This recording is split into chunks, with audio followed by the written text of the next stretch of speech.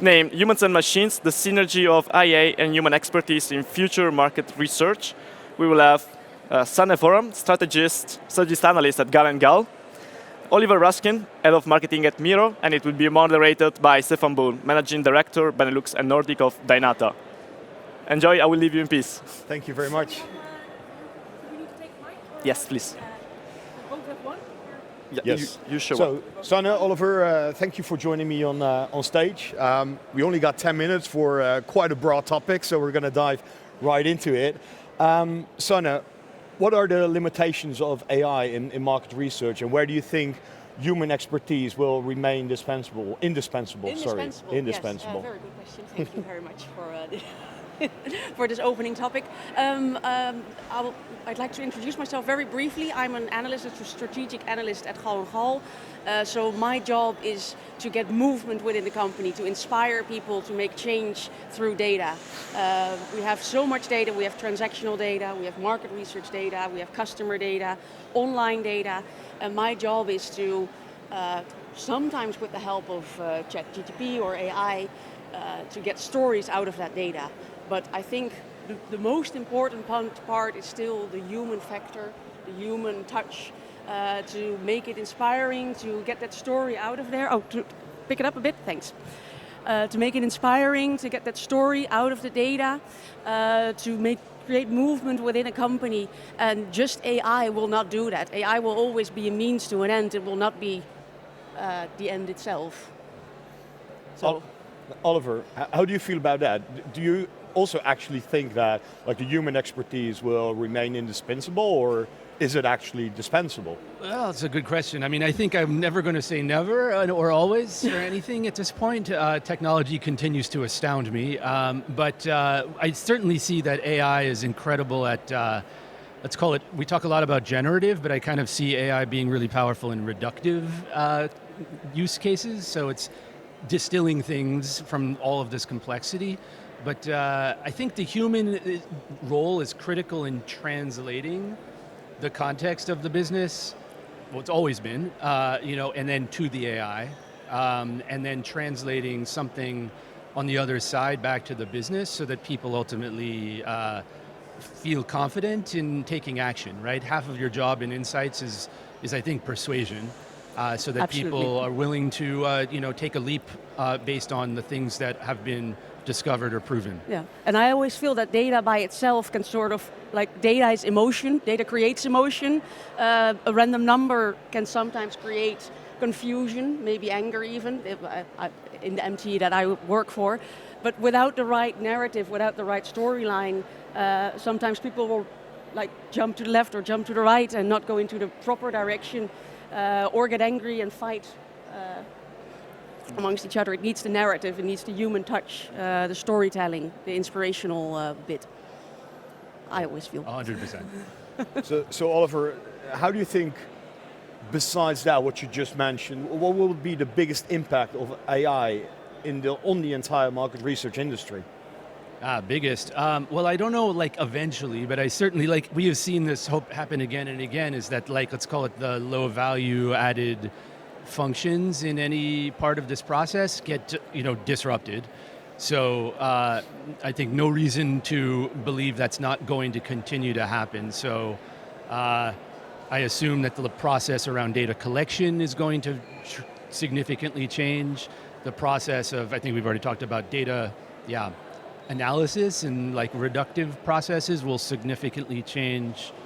And we're already starting to see this idea of even the role of the customer is sort of in some ways being eliminated. We're seeing really pretty impressive simulation of the way that human factors work can be predicted fairly accurately in some cases.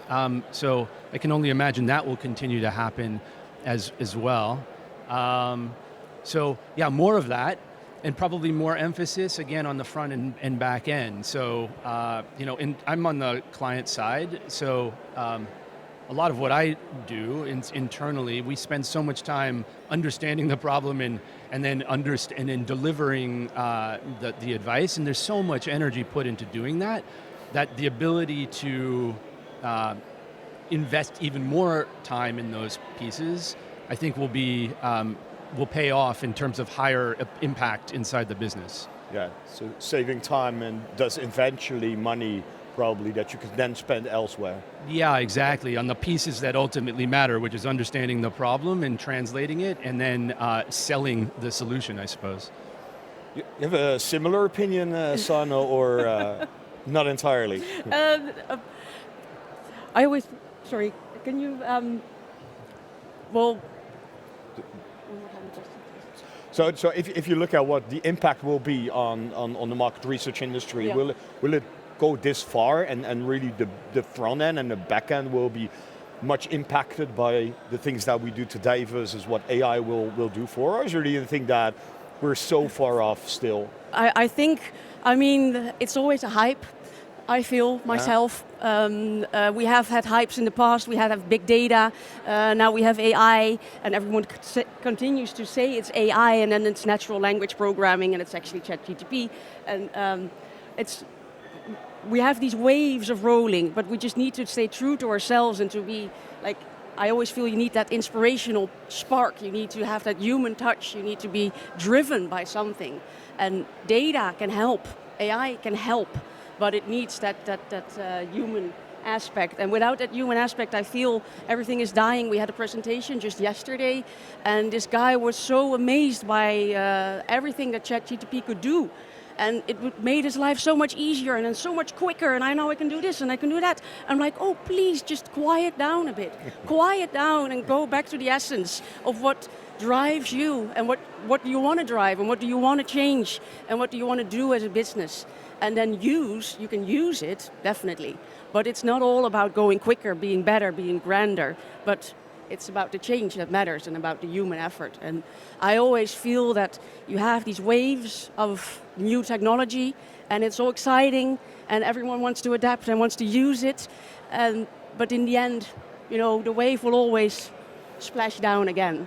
And then things will get quieter again and then it will reach a pond and it will be there, but it won't be So all that there is.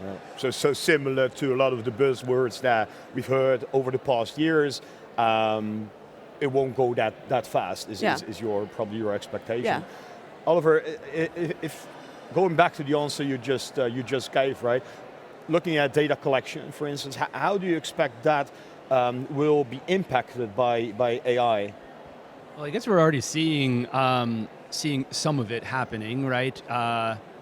Probably the most interesting one is, I think, let's call it the evolution of I guess it's chatbots, if you want to think about it in that way, is like the role of qualitative inquiry, doing that at scale feels quite attainable to me. We already see, like, for example, virtual therapy, therapists and things where that are having real effect. So I think I'm convinced that nuanced topics can be handled effectively by AI.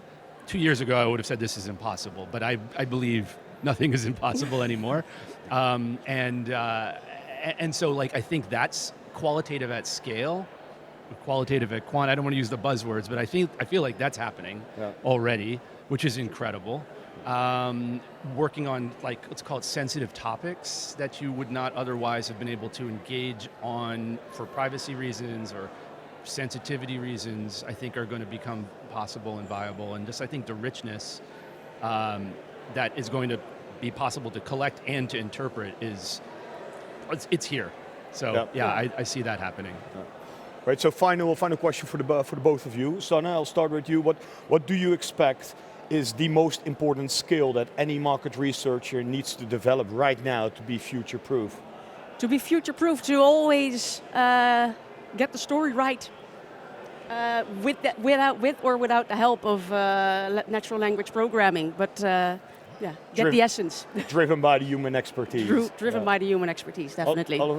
Oliver, same question to you. Yeah, I mean, the most important skill. 100% getting the story right, because we're in the job of delivering advice that people are willing to take. The other thing I would say is just having incredibly good critical thinking skills, because AI is an incredible also a source of bullshit, and it seems really legitimate and real. And the only reason I can use these tools today is I know the difference. But I think if you're coming up, you're going to need to have that ability as well. So human expertise and critical thinking, which is to a large extent still a human expertise skill. All right, with that I want to thank you for your attention. Feel free to continue the conversation with both of them. Thank you both. Thank you.